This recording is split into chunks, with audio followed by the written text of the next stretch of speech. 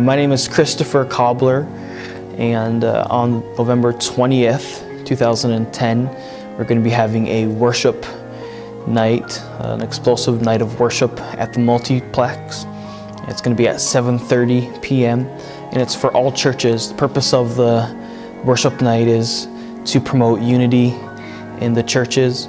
It's not just about one church or about one person or about one group of individuals, but it's about the entire church getting together and unifying as one body and worshiping God in the spirit of oneness.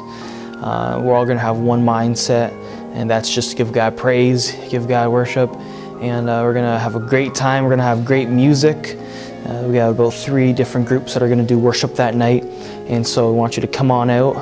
Again, 7:30 on November 20th at the Multiplex, and so that's right after the Santa Claus Parade. It's a great opportunity to come together and just share and to worship in unity.